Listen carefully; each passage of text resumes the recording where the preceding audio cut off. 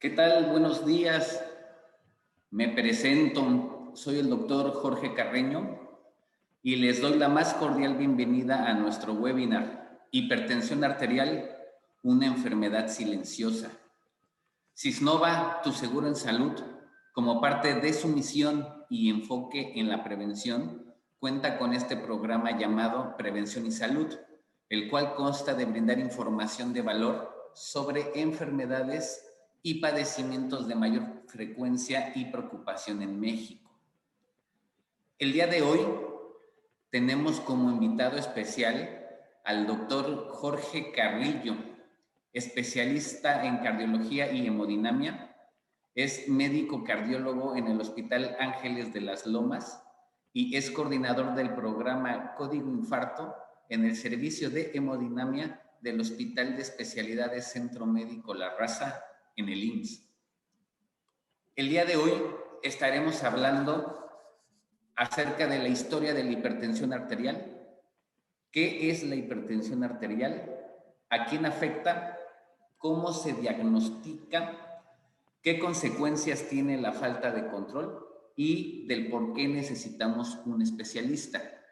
Les recuerdo que si tienen alguna duda, los invitamos a escribirlas en el chat y las responderemos al final de la sesión. Muy importante escribirlas en el momento en el que surja la duda y no necesariamente esperarse hasta el final de la sesión. Estimado doctor Carrillo, bienvenido a Sisnova, bienvenido al webinar y adelante. Muchas gracias, doctor Jorge Carreño, gracias por la invitación.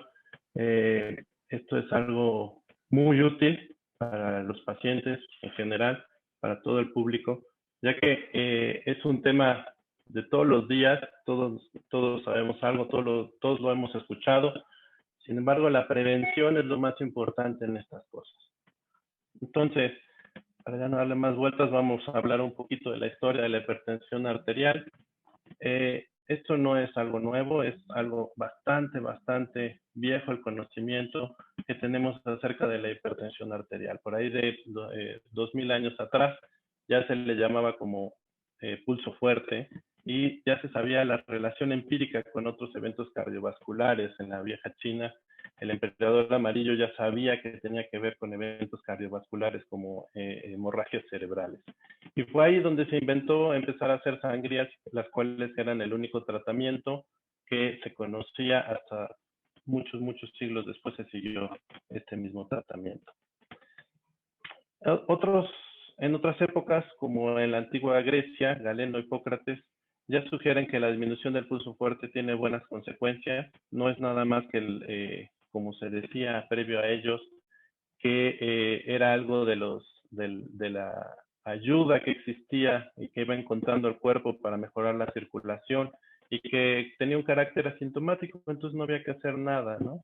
Sin embargo, en base a la observación se fueron dando cuenta que si disminuían este pulso fuerte, tenía ventajas y se empezaban a desaparecer eventos cardiovasculares. Ojo, eventos cardiovasculares. Fue hasta William Harvey el que se encarga de describir la circulación sistémica de vasos, arterias, en donde se da cuenta del carácter que tiene el manejo, más bien la medición de la presión arterial, que no solo es hablar un poquito del pulso, sino de que la utilidad que tiene para que circule la sangre en el cuerpo, ¿no? Ya para los 1500 se empiezan a idear los métodos para medir la presión arterial. Por este señor, Stephen Hales, empieza a idear cómo medir la presión arterial y darse cuenta de que tiene un impacto. Hay otros temas dentro de la presión arterial, saber que está regulada por nervios vasomotores, que lo describe Claude Bernard en los 1700. Y ya para los 1808 específicamente, Thomas Young describe la enfermedad que ahora conocemos ya como hipertensión arterial. En esa época, bueno, ya quedamos en los 1800, Thomas Young la describe como enfermedad. Para 1836, ¿sí? Se habla de la relación con el riñón, esa hipertensión arterial, los daños que puede traer hacia el riñón. Y hasta 1909 encontramos la manera de medirla no de manera directa, no meter tubillos para tratar de meter la presión arterial, sino de una manera indirecta, que es el esfingomanómetro, que todos ya conocemos, que hemos visto en todas las farmacias y en todas las visitas al doctor. Esto fue muy útil porque se difundió y se diseminó la manera más sencilla de diagnosticar, tratar y darle seguimiento a la presión arterial. Hasta 1940 se comienza a dar la importancia de un tratamiento farmacológico. Entonces, con estos antecedentes, vamos a hablar un poquito de qué es la presión arterial. Bueno, presión es toda aquella fuerza que se le puede ejercer hacia un cuerpo, que puede ser, por ejemplo, la presión atmosférica, como ven aquí en el ejemplo, pero en nuestro cuerpo específicamente está destinada a trasladar la sangre de un punto a otro. En el camino, para lograrlo, ¿sí? Se ejerce fuerza por parte de la sangre hacia los mismos vasos y por parte del corazón hacia la sangre para que esta misma pueda llegar hacia un punto específico, que es desde el corazón hasta el dedo pulgar de nuestros pies o desde los pies hasta el cabello de nuestra cabeza. Esa es la manera en que funciona, esa es la manera en que están dirigiéndose la sangre de un lado a otro, llevándonos oxígeno, nutrientes y todo. Y si no hubiera esta presión, pues prácticamente es uno de los signos vitales básicos para que podamos decir que existe vida. Desde luego, podemos comparar de una manera muy sencilla cómo se comporta la presión arterial de nuestro cuerpo con una bomba como la que tenemos para subir agua al tinaco, ya sea en una casa o en un edificio. Nuestra presión no es nada más una presión que prendemos la bomba y empieza a subir hasta que llega a un punto específico y logramos tener una presión. Eso es lo que pasa con una bomba hidráulica. En cambio, nosotros tenemos dos presiones, la que dicen sistólica, cuando el corazón se contrae por completo, y la que decimos diastólica, cuando el corazón se relaja. Este punto estos dos puntos que tenemos sistólica y diastólica, hace que tengamos un flujo no continuo, un flujo que lo llamamos de pulso, que va brincando y podemos sentir cuando brinca nuestro dedo y tocamos una arteria y brinca nuestro dedo, sentimos un golpeteo, se llama el pulso sistólico, y cuando disminuye este golpeteo es el pulso diastólico. Y es la manera que nuestro cuerpo encontró, la naturaleza o quien lo haya diseñado, la manera que encontró de llevar de una manera exacta la sangre para un lado para otro. Ahora, nuestra presión, a diferencia de la bomba que les ponía yo de ejemplo, no es constante. Si prendemos la bomba, vamos a lograr tener un flujo constante de agua hasta que se llene el tinaco y se pare la bomba. Nosotros respondemos a diferentes circunstancias, y como es el ejercicio, como es comer, como es el estrés y como es el dormir. Y hay situaciones que hacen que suba la presión, como ya quedamos, el ejercicio, el estrés, y hay situaciones que bajan la presión, como después de comer, por eso nos da un poco de sueño, ¿sí? O precisamente justo cuando dormimos. Ante esto, ya podemos hablar un poquito de qué es la hipertensión arterial, que es el aumento de la presión debido a las resistencias vasculares cuando se constriñen las arterias más pequeñitas, el final de las arterias, y eso hace que con el paso de las primaveras, cada persona, dependiendo su genética, engrose de manera diferenciada la pared vascular, que conduce a una elevación de la presión arterial sistémica. Y aquí tenemos un punto de corte que ha ido variando, que es 140-90, 140 para la alta sistólica o 90 para la diastólica. Entonces, la hipertensión arterial es una de las enfermedades crónicas de mayor prevalencia. ¿Qué es prevalencia? Que hay mucho en México, ¿no? Alrededor del 26.6% de la población de 20 a 69 años la padece. Y cerca del 60% de los individuos afectados desconoce su enfermedad. Y esto es muy triste porque trae como consecuencia, el no controlarla trae consecuencias que ya platicaremos más adelante, ¿no? ¿A quién afecta? Bueno, aquí hay un poco de estadísticas, no hay que ser expertos en estadísticas, solo les quiero mostrar aquí que de las diferentes encuestas que tenemos del 2000, 2006 y 2012 en esta gráfica, podemos ver cómo poco a poco se ha ido aumentando el diagnóstico de hipertensión, no porque se haga más diagnósticos, sino porque nuestros hábitos han ido cambiando poco a poco a través del tiempo, a través de la globalización y a través de muchos factores psicosociales que han ido influenciando en nuestro día a día. Y esto es algo muy preocupante porque si vemos en esta gráfica hombres y mujeres, el total, cómo aumenta, cómo hay un diagnóstico previo de hipertensión arterial en comparación, empieza a haber un diagnóstico previo más frecuente, ¿sí? Más alto el porcentaje, y el hallazgo que vamos encontrando nos hace llevar a que casi el 30% de la población sea hipertensa. Aquí lo podemos ver en esta otra gráfica, qué rangos de edad son los más comunes con hipertensión arterial. Entonces, si hablamos de los jóvenes de 20 a 29, o más bien de 20 a 49, pues va aumentando poco a poco conforme va pasando la edad, hasta un pico máximo entre los 70 y los 79, que casi un 40% tiene hipertensión arterial. Y si encontramos otro tanto de la población, esta población no está diagnosticada o se llegó a un hallazgo de hipertensión, brinca hasta casi el 60% de la población. Quiere decir que si logramos sobrepasar la edad media, que son los 75 años, casi seguro vamos a ser hipertensos en este país. En esta otra gráfica les quiero mostrar que las consecuencias de la hipertensión arterial, como es la enfermedad isquémica del corazón para 2008, competía con la diabetes para ser la primera causa de mortalidad. Y si nos vamos un poquito más en el tiempo, para el 2011 ya nos convertimos en las enfermedades cardíacas como la primera causa de muerte en estados como Sonora. En una gráfica de cómo se distribuye la hipertensión arterial dependiendo la entidad federativa, pues aquí podemos ver que para los estados del norte, si nos están escuchando allá en Monterrey, como por donde están mis compañeros de Cisnova, pues hay una cantidad mucho más alta de hipertensión arterial. Bueno, ¿y cómo se define, cómo se clasifica la hipertensión arterial? Pues primero que nada tenemos que ir a que nos tomen la presión.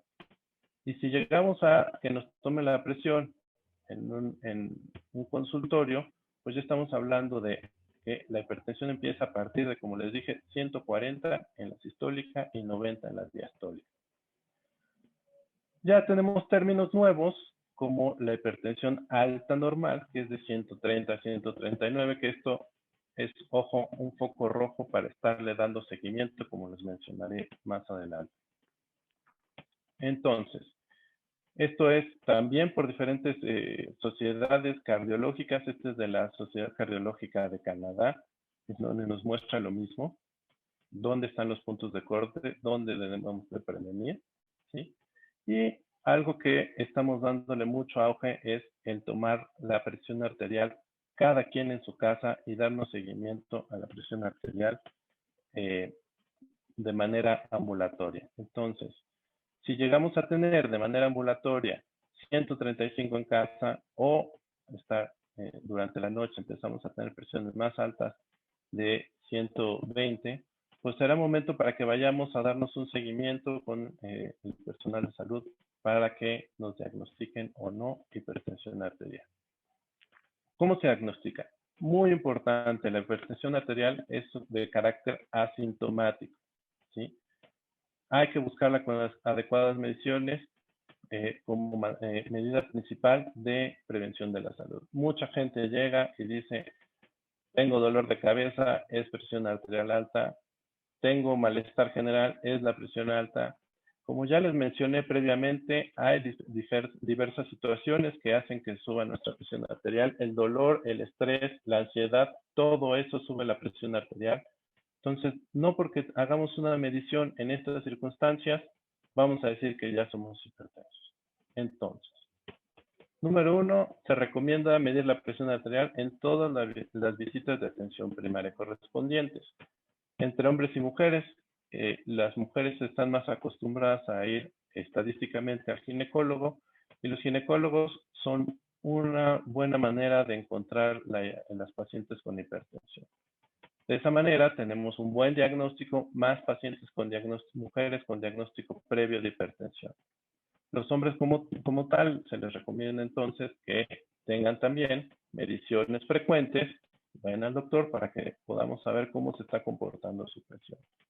No huyamos a las mediciones porque de por sí, si no la prevenimos, si no tomamos cartas en el asunto, como les mostraré, vamos a tener consecuencias en otros órganos, como es el riñón, como es los ojos, como es el corazón. Número 2, se recomienda medir la presión arterial de acuerdo a las técnicas que vamos a describir, ¿sí? Para una medición adecuada en el consultorio o de forma ambulatoria. No cualquier medida, como les dije, dependiendo de las circunstancias que tengamos, no cualquier medida nos hace el diagnóstico y si tenemos una medida que nos angustie, tenemos que hacer más medidas para que tengamos el diagnóstico concreto. Bueno, el número 3, para las personas que ya se les detecta una presión arterial elevada, hay criterios para la evaluación, diagnóstico y se deben aplicar para determinar si el paciente cumple con los criterios para la hipertensión. Bueno, ¿y cómo se diagnostica? Vamos a poner ejemplo, Canadá. Entonces, Canadá tiene 4.6 millones de canadienses de 20 años o más, que es el 19% de la población que tiene presión alta. Nosotros ya vimos cómo están nuestros porcentajes. Y esto, la hipertensión arterial, ya quedamos que es factor de riesgo para enfermedad cerebral vascular, para infarto y para otras cuestiones como daño renal, insuficiencia renal, retinopatía diabética y algunas otras cosas. Bueno, y 20% de las personas son prehipertensos, están entre 120, 139, 80, 89. Estas personas los clasificamos como prehipertensos o, como ya les mostré en las gráficas, sí, hipertensión normal alta. Y esto solo significa que tenemos que tener un mayor seguimiento. Algo muy importante, como muestra aquí el dibujo, sí, es que el factor de riesgo para ser hipertenso, como ya quedamos, es que se hagan más duras las arterias y el tener sobrepeso nos trae como consecuencia también ser hipertensos. Bueno, muy importante es que saber que mientras tengamos mayor conocimiento, mientras hemos logrado mayor conocimiento de la enfermedad comparativa de los 90 contra los 2000, ¿sí? Nos hemos dado cuenta de que la gente le da más seguimiento, más importancia al diagnóstico y al tratamiento de la hipertensión arterial. Sin embargo, a pesar de eso, los pacientes que tienen un adecuado control de la hipertensión pueden ser muy variable entre el 13 y el 65%. Y esto se debe a que todo el mundo cree que es llegar y tomarse una pastilla y desaparecer y nunca más regresar con el médico, nunca más hacerse mediciones. Y esto nos ha traído como consecuencias que tengamos un tratamiento inadecuado. Entonces, muy importante, en la hipertensión parece algo muy sencillo, pero hay que darle seguimiento. Y aquí viene el último punto, evaluar con precisión la presión arterial en todos los pacientes adultos, en todas las visitas necesarias para determinar el riesgo cardiovascular y monitorizar el tratamiento antihipertensivo. Dependiendo de nuestras situaciones en las que nos encontremos en el momento del año, en épocas de calor, puede que necesitemos menos medicamento, puede que si cambiamos de sitio de residencia necesitemos menos medicamento o necesitemos más medicamentos, dependiendo de las circunstancias en las que se encuentre nuestro cuerpo y en las situaciones metabólicas a las que sometamos a nuestro cuerpo. Muchas veces el paciente que se encuentra sometido a un gran estrés y por alguna razón viene al hospital a que se le haga algún tipo de tratamiento, pues se relaja, se olvida de todo, bajan sus presiones arteriales. Lo común es que digan, bueno, yo ya no soy hipertenso, regresan a la casa y se van con cuando regresan a su entorno, se van con la presión arterial a lo que solía tener o incluso más. Entonces, ¿qué recomendaciones tenemos para adultos de 18 años o más sin diagnóstico previo de hipertensión arterial? Primero que nada hay que medir la presión arterial no me cansaré de enfatizarlo, en todos los pacientes que vayan a una atención primaria correspondiente. Cualquier médico que visitemos, importante que nos tomen la presión arterial. Número 2, hay que hacer exámenes periódicos de salud, los famosísimos check-ups, que pueden ser desde muy sencillos para ver cómo está nuestro riñón, cómo están nuestros ojos, cómo está nuestro corazón, para que así sepamos si está teniendo algún efecto la presión arterial de nuestro cuerpo.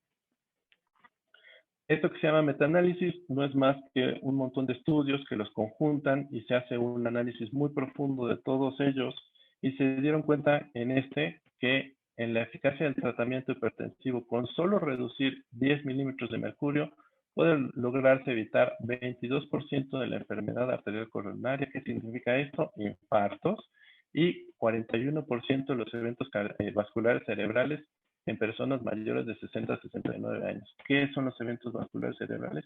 Hemorragias cerebrales. ¿Sí? Reducir 41% las hemorragias cerebrales, pues eso es algo impresionante.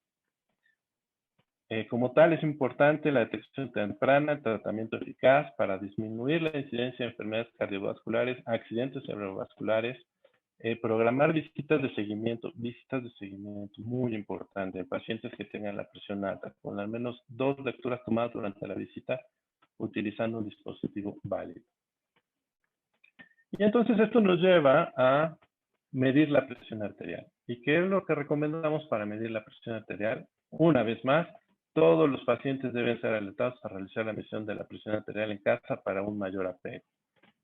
No es nada más ir y visitar al cardiólogo. Yo les puedo hacer 1, 2, 3, 4 mediciones, pero si los pacientes se hacen mediciones en casa, podemos tener una lista de todo el comportamiento de la presión ya en casa y para que le podamos dar un mejor seguimiento y para que le podamos dar un mejor tratamiento. Entonces, ¿qué pacientes se tienen que estar midiendo? Pues los hipertensos que no están complicados.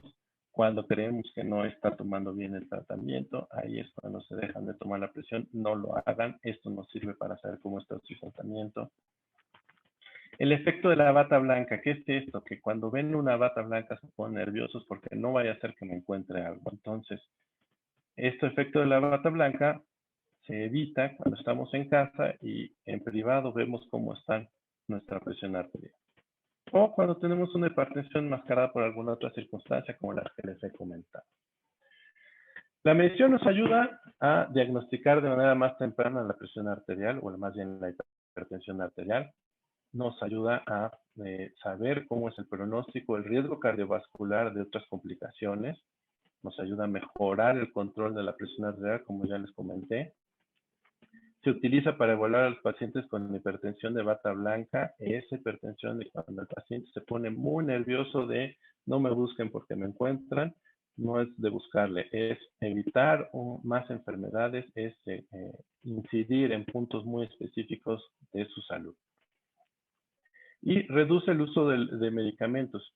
Muchas veces uno con 1 o 2 mediciones cree que está descontrolado, puede ser nada más bata blanca, y les llenamos de medicamentos y al rato nos hablan que se desmayó, que se sintió mal, etcétera. Entonces, un seguimiento más controlado o más largo con las mediciones en casa nos va a ayudar a que hagamos un tratamiento más adecuado.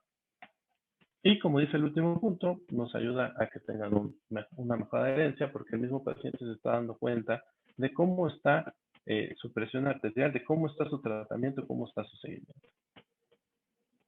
Los valores de presión arterial. Cuando ya lo hacemos en casa, nos va a ayudar, como ya les dije, a que tengamos mucho más medidas.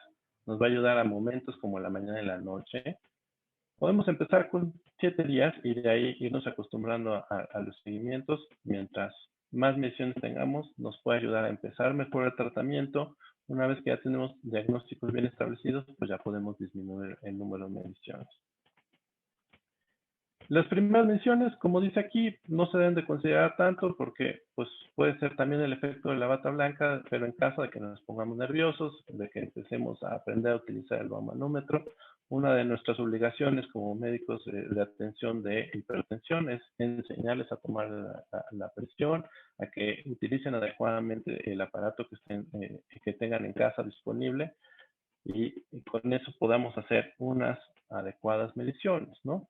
Se deben promediar las siguientes mediciones, ¿sí?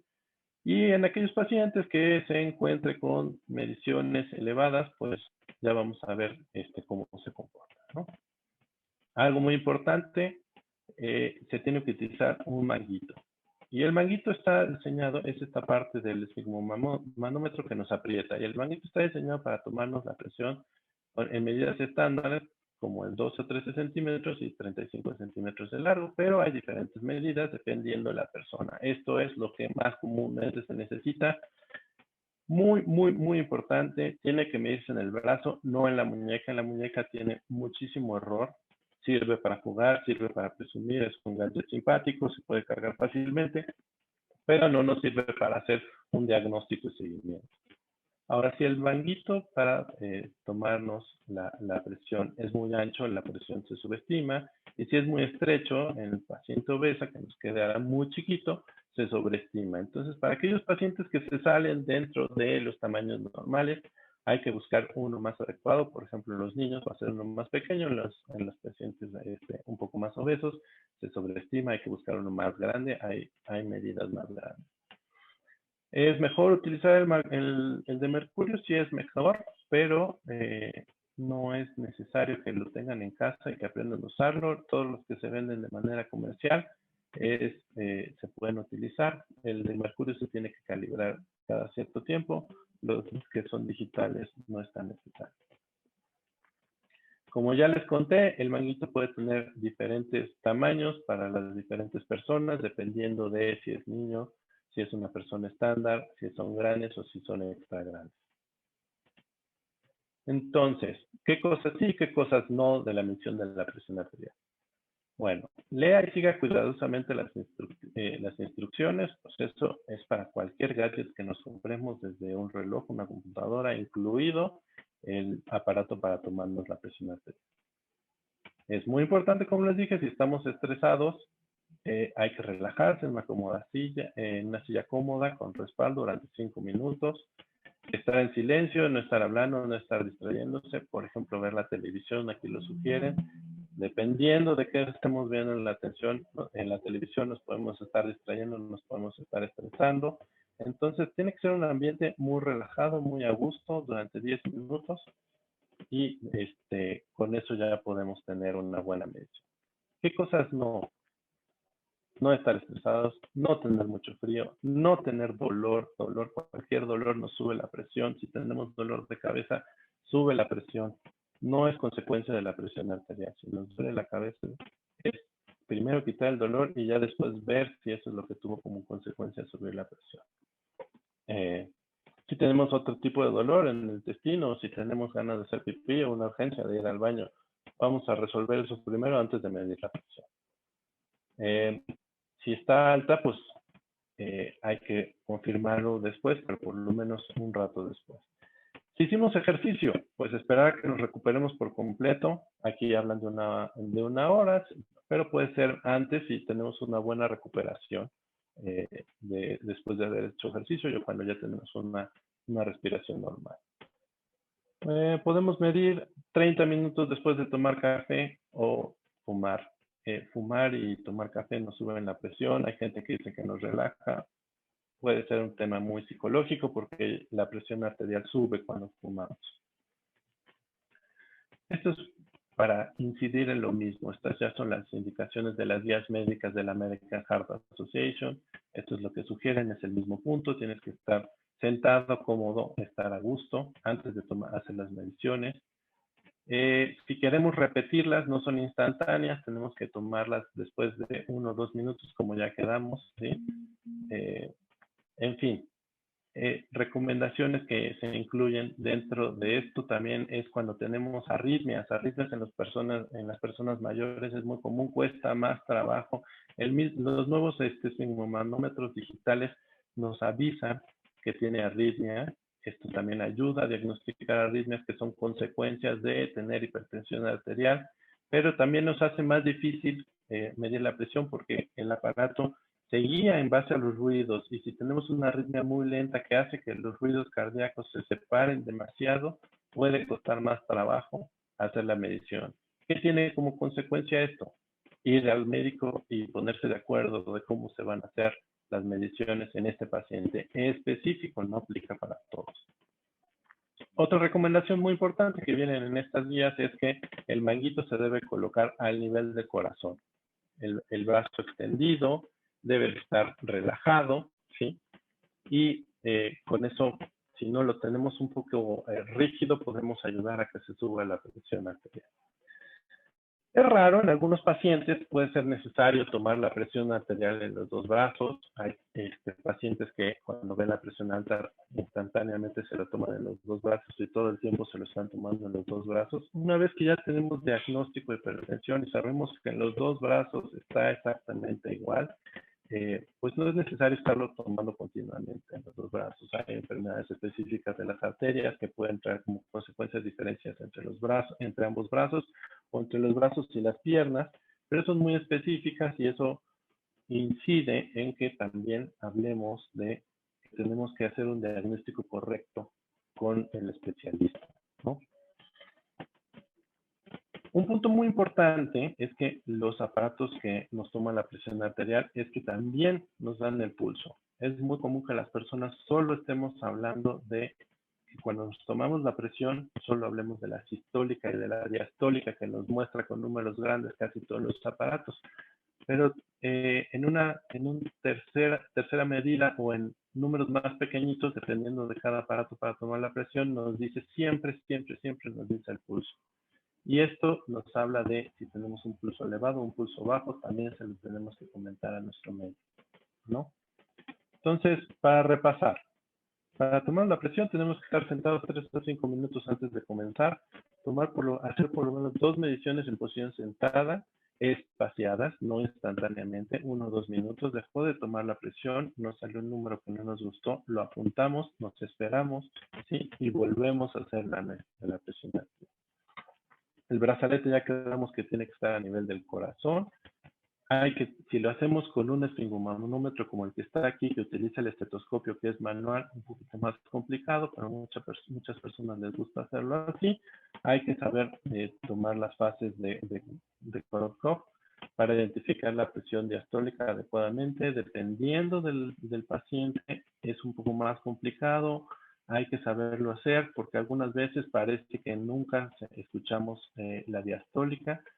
Si no lo logramos, hay que acudir con nuestro médico que nos enseñe en qué momento hay que tomar el dato de la diastólica. No puede ser 0, así es que mejor vamos con un profesional de la salud que nos ayude a tomarla adecuadamente. Aquí un ejemplo gráfico de lo que sí y lo que no. Esta que está tachada, pues miren cómo está. El manguito no está a nivel del corazón. La paciente no nos está poniendo atención, está hablando por teléfono, quién sabe qué le estarán diciendo que tiene cara de angustia, no nos pone atención, no presta atención a su presión arterial y a su salud. Para prestarle atención a nuestra salud, le tenemos que dedicar todo el tiempo en ese momento. Entonces, no estar distraídos en otra cosa. Hay que estar relajados, sentados, cómodos, ¿sí? Para hacer una adecuada medición de la presión arterial. Aquí es como han ido cambiando los datos para diagnosticar la presión arterial a lo largo de los diferentes años, de las diferentes guías y de las diferentes sociedades cardiológicas.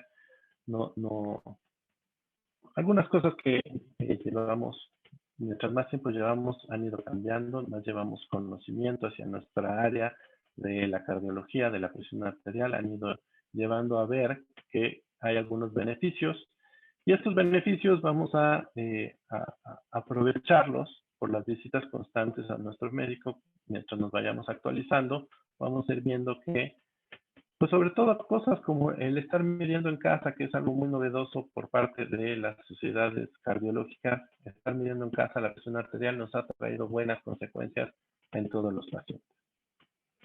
Y por supuesto, disminución de enfermedades y riesgos cardiovasculares. Nunca van a desaparecer, los riesgos nunca van a ser 0, pero si logramos tener una disminución de nuestros riesgos, como se los mostré en las gráficas anteriores, caray, disminuir 44% nuestros riesgos de sangrado por enfermedad vascular cerebral, pues es algo muy, muy, muy importante.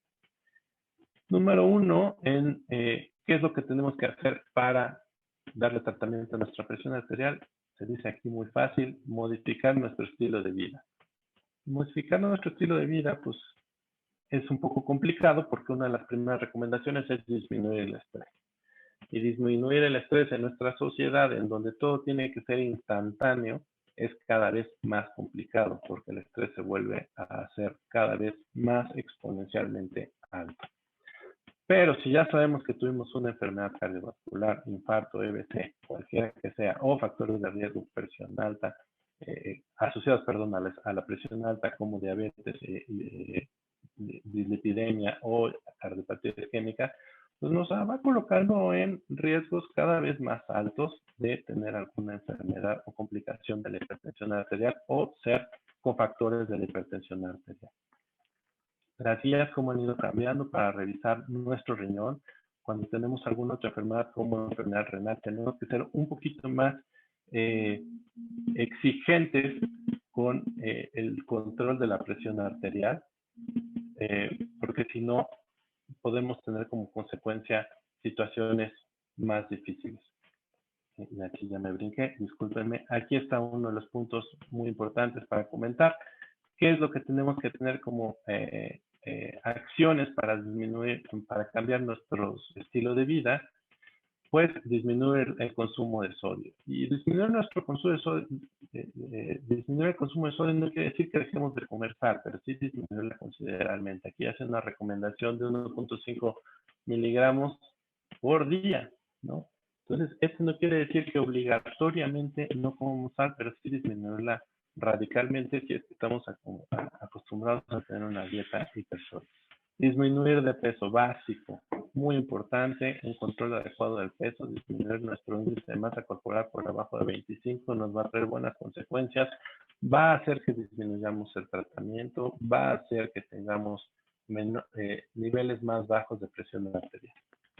Esto a lo mejor no nos gusta mucho, la restricción del alcohol tiene buenas consecuencias, no quiere decir que lo desaparezcamos o que nos volvamos abstemios, pero si tenemos menos de 2 tragos al día va a tener buenas consecuencias en nuestra presión arterial y como les dije, si ya tenemos hipertensión arterial va a disminuir nuestro consumo de medicamentos. La actividad física, 30 a 60 minutos, llevar una dieta adecuada, no hipercalórica, no llena de carbohidratos, más que grasas, carbohidratos es nuestro peor enemigo. Dejar de fumar y disminuir nuestra circunferencia, o sea, bajar de peso. Factores de riesgo, pues repetimos lo mismo, obesidad, inactividad, estrés psicosocial, enfermedad cardiovascular previa en personas que tienen menos de 50 años en hombres o en mujeres abajo de 60 años, enfermedades autoinmunes, enfermedades psiquiátricas, VIH, fibrilación auricular, que es una arritmia, crecimiento del corazón, enfermedad renal, apnea del sueño. Todo esto son factores de riesgo para nuestra enfermedad de hipertensión arterial. Entonces, si tenemos un paciente con hipertensión en el estadio 1, ya hipertenso, que no tiene factores de riesgo, fíjense cómo va cambiando. La alta normal es de bajo riesgo. Cuando tenemos de 140, por arriba de 140, 90, hasta 159, 99, si no tenemos otros factores de riesgo, tenemos bajo riesgo en que nos pase algo. Sin embargo, si tenemos 1 o 2 factores como los que les mencioné, diabetes, sobrepeso o algún otro que les acabo de comentar, nos empieza a poner un riesgo moderado. Y si tenemos más de 3 factores de riesgo, nos vamos aumentando hasta alto riesgo. Si esto le agregamos diabetes o daño ya, sin daño a órgano diana, empezamos a tener ya un alto riesgo, un riesgo moderado desde 130 a 90, ¿no? Si tenemos enfermedad cardiovascular y enfermedad renal, desde este punto ya nos colocan en alto riesgo. Entonces, muy importante pensar que la hipertensión arterial no es algo tan sencillo como simplemente tomar una pastillita. Diagnóstico. ¿Cómo se hace el seguimiento y el diagnóstico? Si ya tenemos hipertensión desde la primera visita, hay que ver si no es algo de urgencia, si no si tenemos daño a órganos diana, si tenemos nuestras mediciones, cómo las vamos a ir dando este seguimiento, ¿no? Lo mismo, si tenemos ya presiones altas, vamos a ir viendo si ya tenemos una hipertensión, cómo le vamos a dar el seguimiento, cómo le vamos a decir al paciente en qué punto estamos. Estos son los puntos de corte que definen a cada una de nuestros pacientes dependiendo de cada una de las sociedades cardiológicas. No me quiero parar mucho en eso porque eso ya es actividad del cardiólogo, del especialista. ¿Cuáles son estos beneficios de tratar la presión? Pues aquellos que son por abajo de 60 años, como ya les dije, la enfermedad cerebrovascular se reduce 42%, para eventos cardiovasculares coronarios, infartos, 14%. Si estás por arriba de los 60 años, la mortalidad total de cualquier causa se disminuye un 15%. Mortalidad cardiovascular se reduce 36%. Enfermedad cerebrovascular 35% y la enfermedad arterial coronaria, infartos 18%. El público. ¿Qué es lo que percibe el público de la hipertensión arterial? Bueno, 44% de la población, si no tiene un buen entrenamiento por nosotros, por los médicos, pues no va a identificar o no va a saber identificar cuál es la presión normal y una presión alta. Hay personas que dicen, no es muy alta tener 160. Error. Hay que estar bien conscientes de que el punto de corte es 140 para la sistólica y 90 para la diastólica. ¿Sí? 80% de las personas no son conscientes de la relación entre la hipertensión y las enfermedades del corazón. Error. Es una enfermedad cardiovascular. Cardiovascular es corazón y todos los vasos del cuerpo. Es una enfermedad que incide en todos estos puntos. Donde haya vasos en el cuerpo, hay enfermedad. Corazón, riñón, sobre todo, y el resto de nuestra anatomía, ¿no? 63% creen que la hipertensión no es una enfermedad grave. Error también. Es algo grave si no lo controlamos. Si lo controlamos es algo muy noble. Y 38% de la gente pensaba que podía controlar la presión arterial alta sin la ayuda de un profesional de salud. Este es el error más grande de esta diapositiva, ya que, como les mostré, si no les damos un buen seguimiento, la mayoría de los pacientes diagnosticados no tienen un buen control. Bueno, esto es en Canadá. ¿Cuáles son las causas principales para visitar al médico? Primero que nada, esta hipertensión.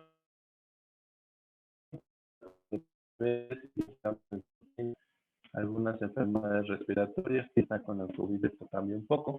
Esto nada más es para ver cómo a paso del tiempo han ido cambiando las recomendaciones, ¿sí? Muy importante, el seguimiento que le damos en casa, no me voy a detener mucho esto, ¿sí?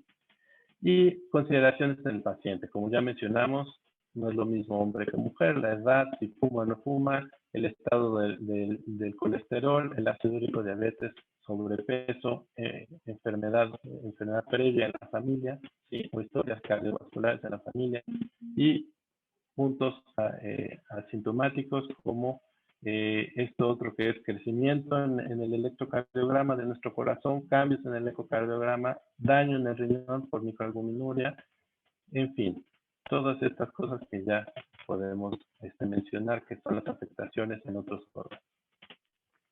Ya quedamos cuáles son los puntos de corte, no me voy a quedar mucho en la comparación, en el establecimiento del diagnóstico, ¿no? Pero sí podemos hablar un poquito más de las ventajas de darle seguimiento ambulatorio. Podemos ver cómo están las mediciones en la mañana, en la noche, cómo están las mediciones en casa, si hay algún efecto de la bata blanca, como ya les he comentado. Esto es muy importante. Si tenemos una presión óptima, darle seguimiento cada 5 años. Si estamos en la normal, cada 3 años. Si estamos en la alta normal, anualmente y así sucesivamente, ¿no? Recomendaciones básicas para los médicos. Electrocardiograma, ver cómo está el riñón, ver cómo está nuestra sangre, ver cómo están otros puntos como el ojo para ver si hay una retinopatía, un ecocardiograma, ver cómo están las carótidas, ultrasonidos abdominales para ver si no tienen daño las arterias de nuestro abdomen como es la aorta, etcétera, ¿no? Tratamiento. Pues ya vamos a ver que ya lo hemos mencionado indirectamente, hacer los cambios de estilo de vida, si estamos en alta normal, si estamos en el grado 1, cambios de vida, tratamiento médico, si estamos en el grado 2, cambios en los estilos de vida, darle tratamiento y darle seguimiento. Todos va a ser lo mismo dependiendo si es que tenemos una urgencia o no. No automedicarse, hay que hacer un tratamiento como un traje a la medida. Este no va a ser el mismo tratamiento. Nuestra vecina de frente, no se automediquen, no se receten. Para cada paciente hay un medicamento o una combinación de medicamentos más adecuada. Y eso lo vamos a saber en base al seguimiento. A veces no es fácil hacer un tratamiento adecuado, hay que tener paciencia para irlo diseñando adecuadamente en base a las consultas que hacemos con nuestro médico.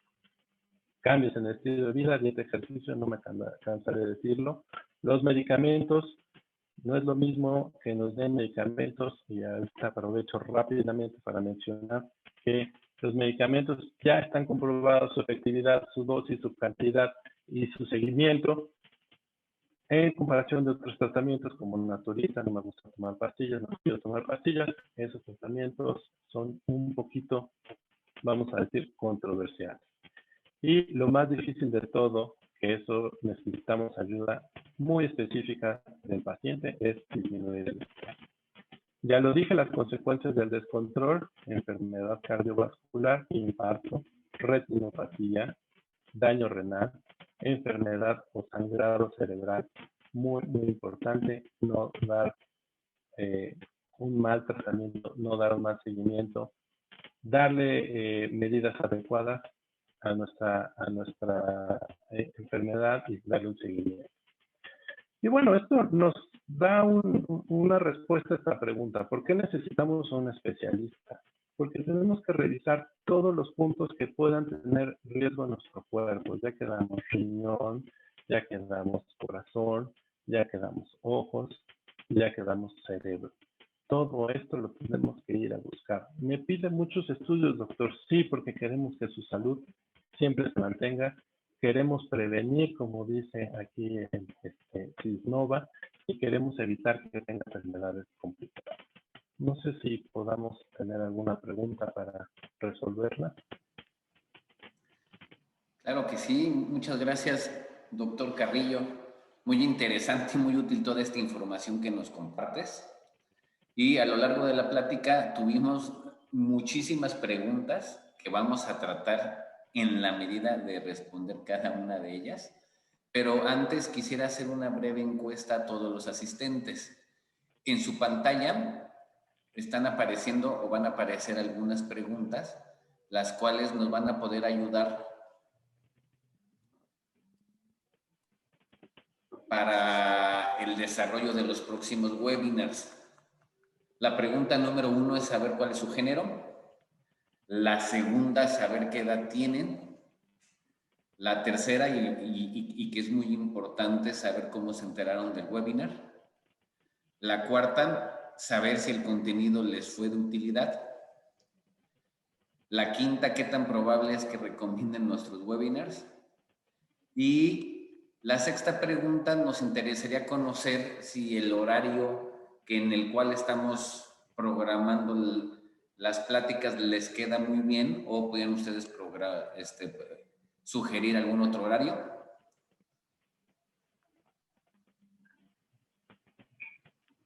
Y pues bueno, gracias por su tiempo, y ahora sí vamos a proceder con el tema de las preguntas. Y doctor Carrillo, hay muchísimas preguntas. Estamos, creo que, en buen tiempo para poder responder algunas de ellas.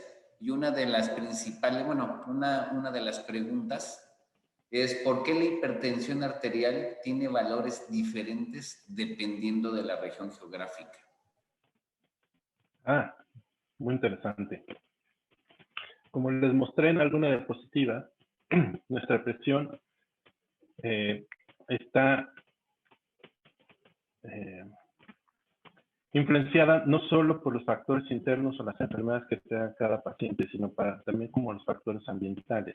Y entre los factores ambientales que tenemos, todo el mundo habla de la altura. La altura va a influenciar en que mientras más baja sea la altura, vamos a tener un poquito más de ayuda a que esta sea un poco más baja. Y sobre todo porque la altura en nuestro país está dada muy relacionada a situaciones de calor, porque la presión atmosférica es mucho mayor en lugares más bajos, pero tenemos también normalmente sitios de calor eh, más relacionados a alturas más bajas. Entonces, son circunstancias muy diferentes como quedamos. Para ellos, aquellos lugares en donde hay mucho frío, también tiene como consecuencia subir nuestra presión arterial. Entonces, depende mucho en dónde vivamos y depende mucho cómo nos estemos moviendo de manera ya sea programada para hacer alguna vacación o ya sea para cambiar nuestro lugar de residencia. Es por aquello que necesitamos tener un especialista cuando cambiamos de residencia para que nos dé seguimiento a nuestra presión arterial. Esto no es algo establecido porque ya quedamos que cada persona es diferente y cada persona tenemos que ver cómo se comporta estos cambios en las circunstancias o en el ambiente en el que nos encontramos. Muchas gracias, doctor Carrillo. Aquí tenemos otra pregunta. Dice, soy hipertenso desde hace años y obviamente dice que aquí checa su presión en casa, pero ¿cuáles números son de preocupar y que tenga que ir inmediatamente al médico? Esto refiriéndose a la toma de presión arterial. ¿Y cada cuánto tiempo es recomendable estudio de los riñones? Se recomienda cada año hacer un check-up de todas las circunstancias de nuestro cuerpo en las que pueden haber afectaciones. Y pasado este tiempo, pues durante ese año tendremos la tranquilidad, si está bien controlado, de no hacer un nuevo check-up, ¿no? Ahora, en cuanto a las mediciones, si hacen regularmente las mediciones, si estas son normalmente o continuamente iguales o controladas, pues no es necesario tenerlas tan frecuentes. No hay un estándar como tal, pero si no, por lo menos las circunstancias en donde más sube la presión es donde yo incidiría más a pedirles que se tomen la presión. La noche, la mañana, en la tarde, depende de cada paciente, ¿no? Perfecto, fíjate que aquí hay otra pregunta y es en relación a si la hipertensión es hereditaria, doctor. Sí, perdón. Sí, sí es hereditario, se convierte en un factor de riesgo si tenemos algún familiar el cual es hipertenso, tenemos alta probabilidad de ser hipertensos, no es obligado, pero mientras más primaveras nos van llegando y se van estacionando en nosotros, tenemos que hacer una visita más frecuente y estar buscando la enfermedad. Otra de las preguntas, ¿cuál ha sido la relación de COVID con la hipertensión en los casos en México? Esto está muy interesante. El COVID como tal, a menos que sea algo grave, se convierte en una situación pasajera. Entonces, durante esta situación pasajera, como toda enfermedad, pueden ocurrir dos circunstancias: que se nos descontrole la presión arterial, que es muy común, se nos descontrole una arritmia, que es muy común, o que se nos baje la presión, que es lo menos común. Entonces, a menos que sean estos pacientes que están en terapia intensiva, que ya se vuelve otro grupo muy diferente, tenemos esos dos tipos de circunstancias, que se vaya para arriba, se vaya para abajo, dependiendo de cómo se comporta cada paciente. Muy bien. Siguen llegando preguntas, Doc. Estoy tratando aquí de hacer un resumen de algunas que sin duda preguntan sobre lo mismo. Pero otra pregunta, una vez detectada la hipertensión arterial, ¿se puede llegar a ser estable sin necesidad de medicamentos? Sin necesidad de medicamentos. Bueno, sí se puede hacer estable sin necesidad de medicamentos, sí, si cambiamos circunstancias de vida o factores de riesgo como bajar de peso. Si la persona es alguien que es muy gordita, tiene sobrepeso o tiene obesidad como tal, es muy común que estos pacientes que son obesos, mórbidos, los reducimos de peso, los bajamos de peso, perdón, los llevamos a su peso normal y ya no necesiten medicamento o necesitan unas dosis muy pequeñas de medicamento. No es, como ya quedamos, la hipertensión arterial primaria tiene es consecuencia del endurecimiento de las arterias. Entonces, es algo que se va a volver controlable, no curable, ¿no? Entonces, solo circunstancias como esta que te menciono puede llegar a ser el punto en que no necesitemos medicamentos. Súper bien. Luego aquí otra de las preguntas, doctor Carrillo, ¿son buenos los suplementos alimenticios para evitar o atender la hipertensión arterial? Una vez más, el tratamiento que ya tenemos, farmacológico que ya tenemos establecido, ya conocido, estudiado y todo, nos va a traer como consecuencia bajar la presión. Los suplementos alimenticios, hay que tener mucho cuidado de qué tipo de suplementos. Me ha llegado a tocar algunos que llegan a dar jengibre, que nos trae como consecuencia taquicardias, hipertensión. No todo lo que está en la naturaleza es bueno. Hay que conocerlo, hay que medirlo, hay que darle seguimiento y hay que darle dosis adecuadas. No todo lo natural es bueno. También existen cosas que nos intoxican, también hay cosas que nos dañan dentro de la naturaleza. Cuidado con lo que estamos tomando. Otra de las preguntas, Doc, es, dicen que la toma de la presión diastólica es la más importante. ¿Por qué? Es un pensamiento ya un poco viejo, ya que todas las sociedades nos hablan de pensar en la presión arterial sistólica y en la presión arterial diastólica. Como les mostré, están correlacionadas. Entonces, muy probablemente si tenemos la sistólica alta, vamos a tener alta la diastólica. Si tenemos aisladamente la diastólica, hay que darle seguimiento. Si está por arriba del 95, hay que hacer nuevas mediciones, pero no es una más importante que la otra. Las dos son igual de importantes.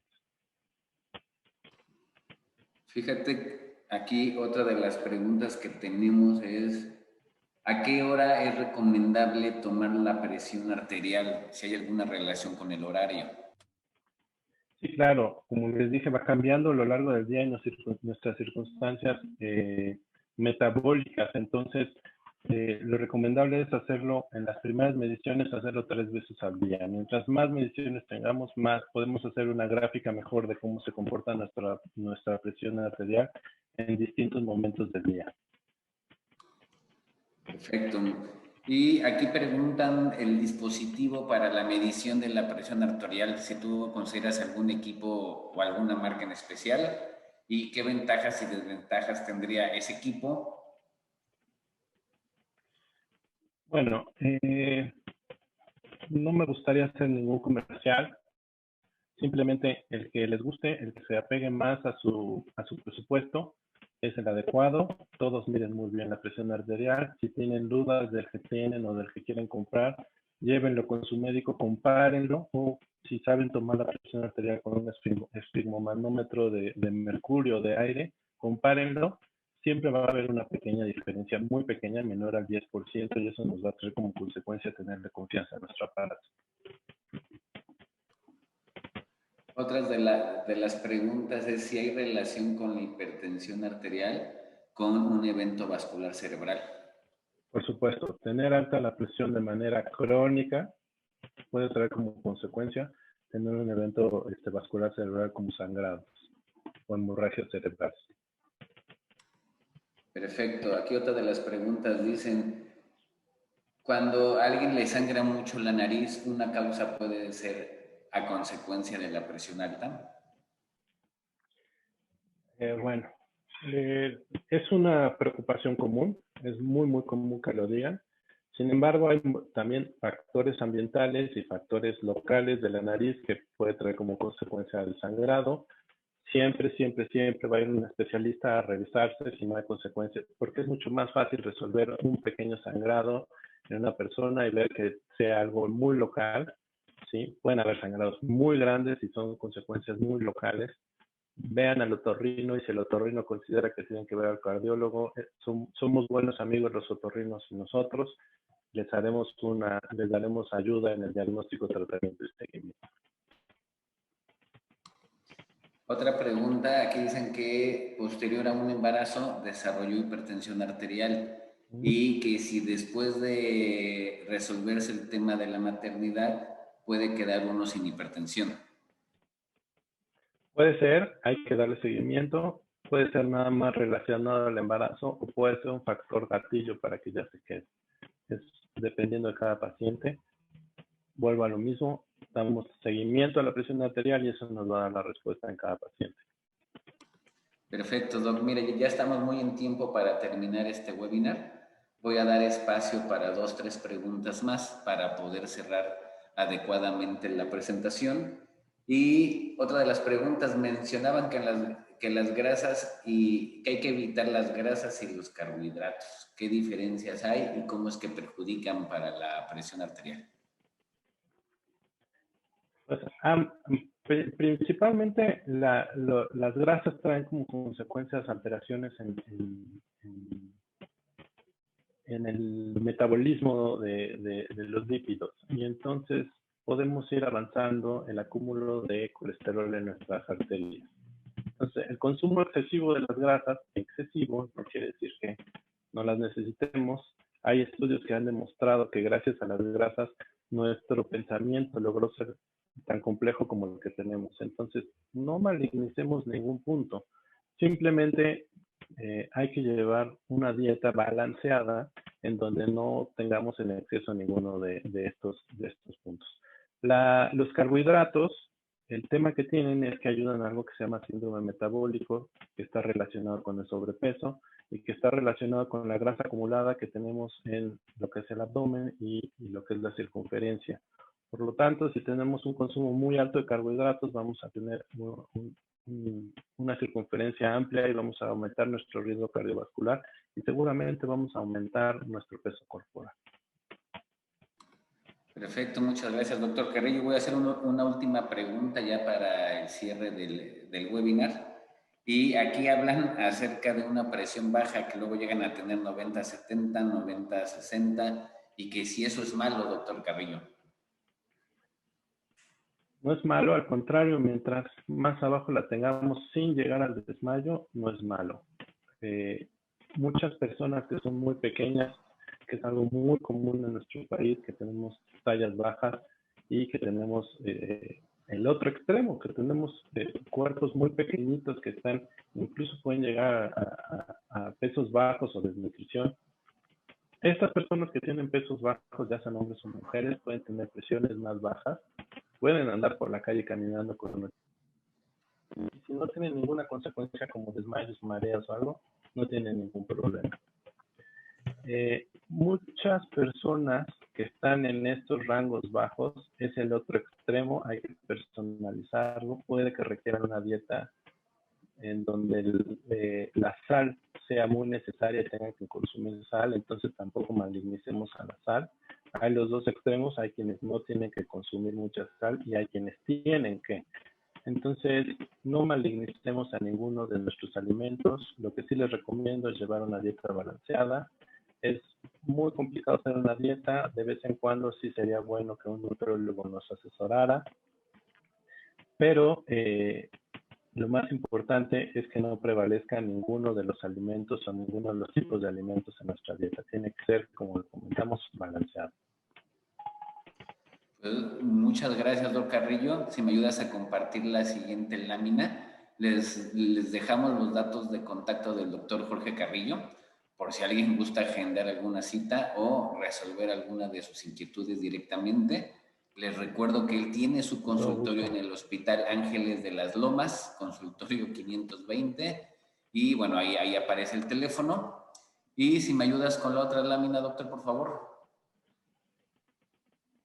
Bueno, antes que nada, pues agradecer a todos por su asistencia en este webinar.